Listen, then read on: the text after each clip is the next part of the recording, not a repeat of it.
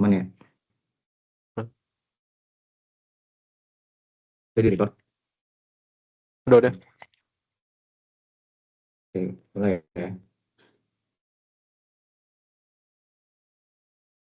Bismillahirrahmanirrahim. Assalamualaikum warahmatullahi wabarakatuh. Perkenalkan, kami dari kelompok 12 literasi data dan inteligensi artifisial untuk tugas besar matkul ini. Kami akan mempresentasikan hasil pekerjaan kami dengan judul Analisis Konsumsi Energi Dunia dengan Studi Kasus Amerika Serikat berdasarkan faktor sosial ekonomi menggunakan statistik deskriptif dan regresi linear. Sebelumnya perkenalkan, saya sendiri Muhammad Hafiz dengan NIM 102-24013 dan rekan-rekan saya. Saya Jovan Agung Yumas Akif dengan NIM 102-24041. Nama saya Fiona Tania Kardani dengan NIM 102-24047. Dengan saya Eva Taufik Rahma dengan NIM 102-24081.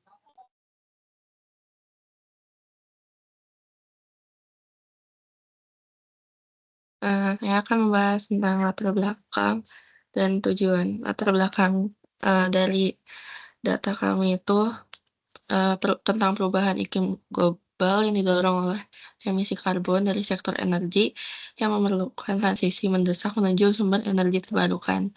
Hubungan antara konsumsi energi listrik, pangsa energi terbarukan, dan intensitas emisi karbon masih kompleks dan memerlukan analisis berbasis data untuk memahami pola dan implikasinya.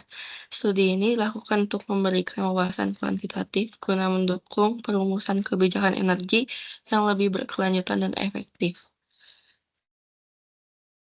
Boleh di next. Nah, di sini tujuannya ada 4. Yang pertama, melakukan analisis deskriptif data, energi, dan emisi karbon. Yang kedua, mengidentifikasi hubungan korelasi antar variabel. Yang ketiga, membangun model regresi untuk memprediksi emisi berdasarkan energi terbarukan. Dan yang terakhir, memberikan rekomendasi berbasis data untuk kebijakan energi.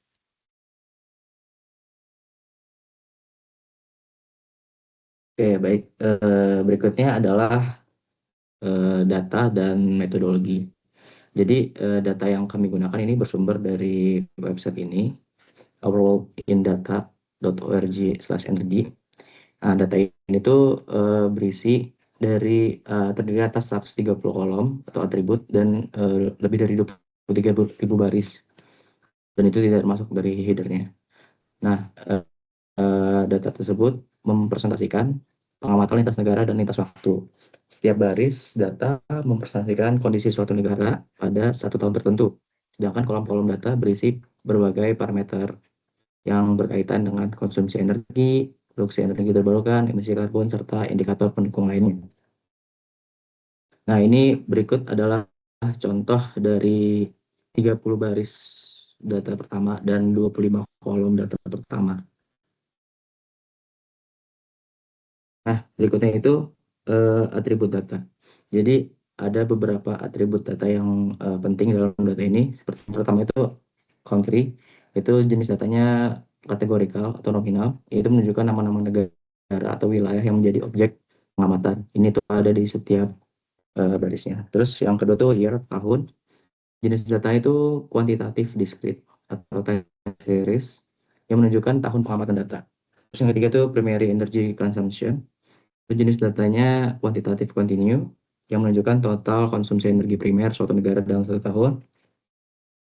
Kemudian yang keempat itu renewable energy consumption atau renewable electricity.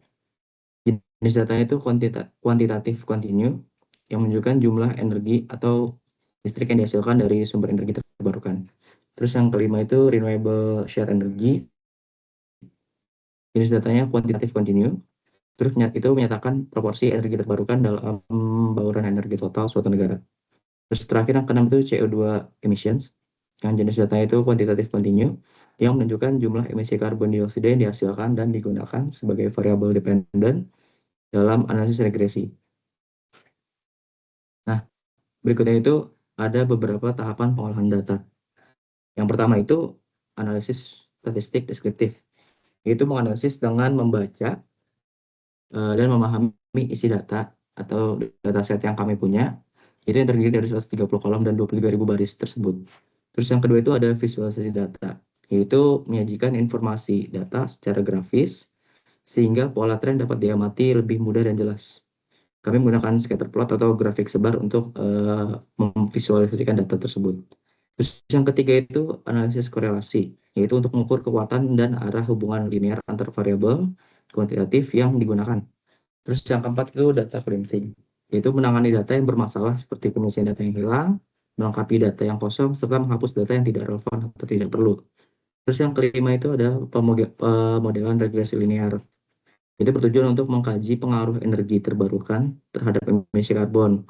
Model regresi linear dengan emisi karbon sebagai variabel dependen dan energi terbarukan sebagai variabel independen. Pemodelan regresi ini kami gunakan Excel.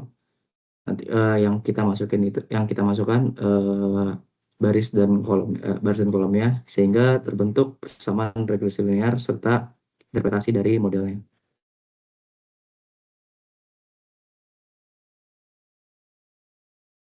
Dan selanjutnya kita masuk ke bagian hasil. Dari dataset yang kita punya, kita ambil beberapa sampel khususnya untuk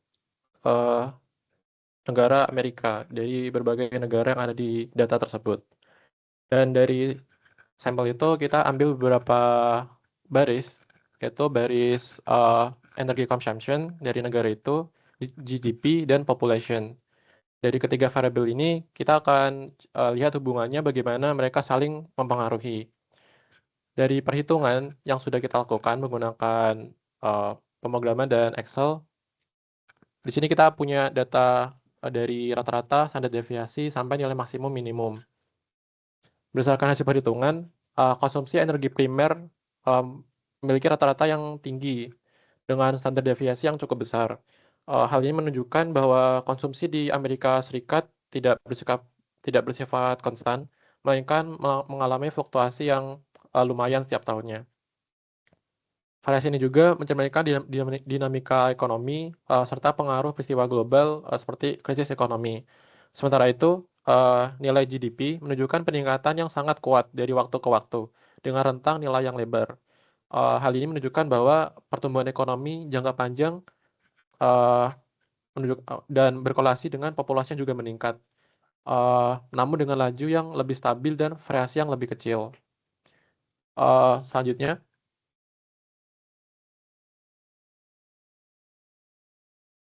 boleh di next.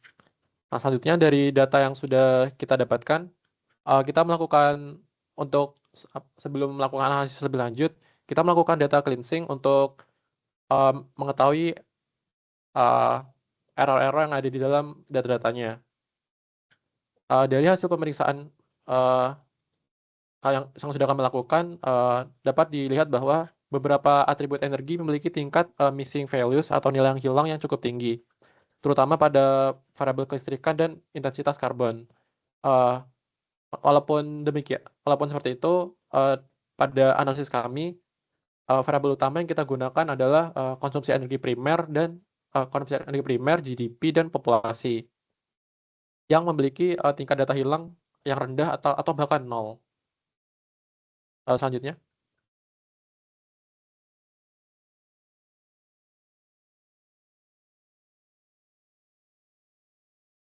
Nah, selanjutnya setelah melakukan data cleansing, kami memvisualisasikan tren data. Di sini dapat lihat bahwa dalam jangka tahun tertentu dan konsumsi energi primer tertentu, terdapat grafik seperti berikut. Secara umum terlihat adanya kecenderungan bahwa peningkatan konsumsi energi dalam jangka panjang ini meningkat. Hal ini sejalan dengan pertumbuhan ekonomi di negara tersebut. Namun, tren ini tidak bersifat linear sempurna, sehingga terdapat periode yang stagnan atau bahkan mengalami penurunan konsumsi energi. Fenomena ini dapat dikaitkan dengan krisis ekonomi global dan beberapa faktor lainnya.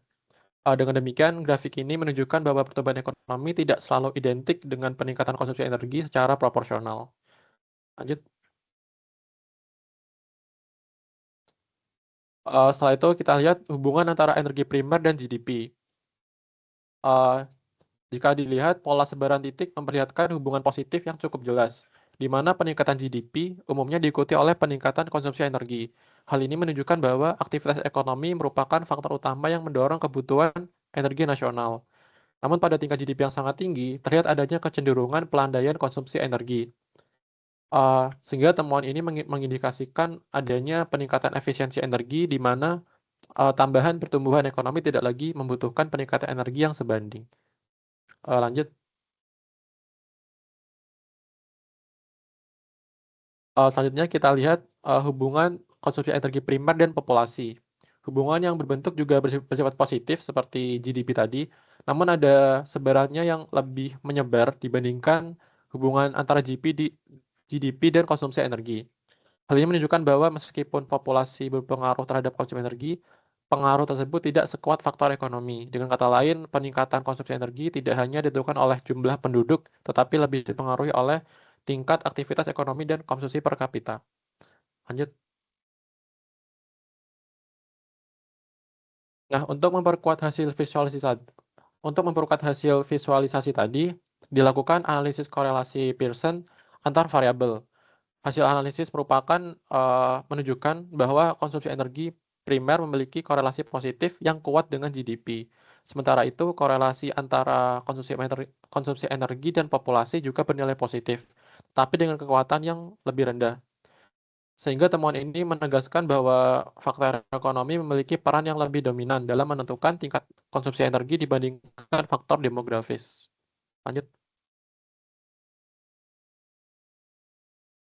Setelah itu kita lakukan analisis regresi linear sederhana. Model regresi ini dibangun dengan konsumsi energi primer sebagai variabel dependennya, lalu GDP sebagai variabel independennya yang ada di sumbu X. Hasil regresi ini menunjukkan bahwa GDP memiliki koefisien positif dan signifikan, yang berarti peningkatan GDP secara statistik diikuti oleh peningkatan konsumsi energi. Populasi juga memiliki pengaruh positif, namun kontribusinya lebih kecil dibanding GDP. Selanjutnya.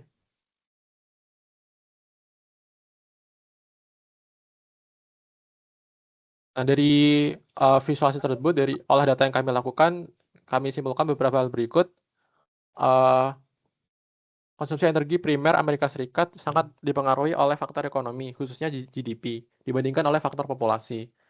Dari visualisasi tren yang sudah kami tunjukkan, menunjukkan adanya peningkatan konsumsi energi dalam jangka panjang, namun juga mengindikasikan peningkatan efisiensi energi pada fase ekonomi yang lebih maju. Lalu pada analisis korelasi dan regresi memperkuat temuan bahwa aktivitas ekonomi memiliki peran dominan dalam menentukan pola konsumsi energi. Secara keseluruhan, hasil ini menunjukkan pentingnya pendekatan berbasis data dalam memahami sistem energi yang kompleks dan menjadi dasar bagi pengambilan kebijakan energi yang lebih efektif.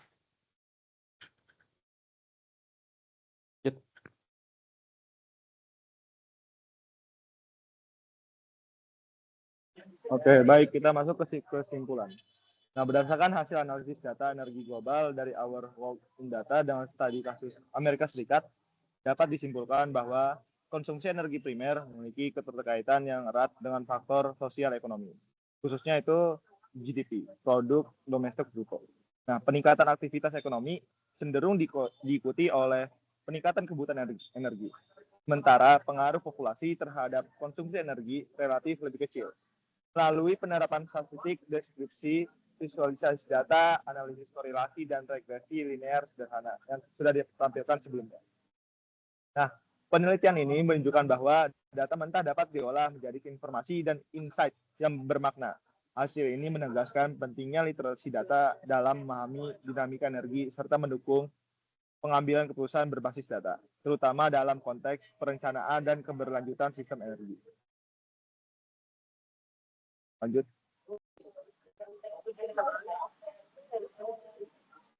Adapun rekomendasi atau saran yang kami bisa sampaikan, yang pertama ada menambahkan variabel lain seperti kebijakan energi, struktur industrinya gimana, dan perkembangan teknologi agar model lebih komprehensif.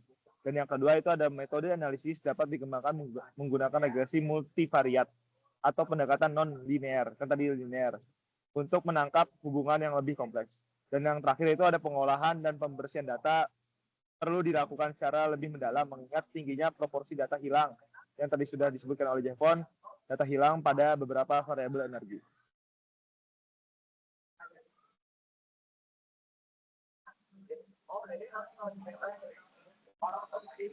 Oke, sekian presentasi dari kelompok kami. Wassalamualaikum warahmatullahi wabarakatuh.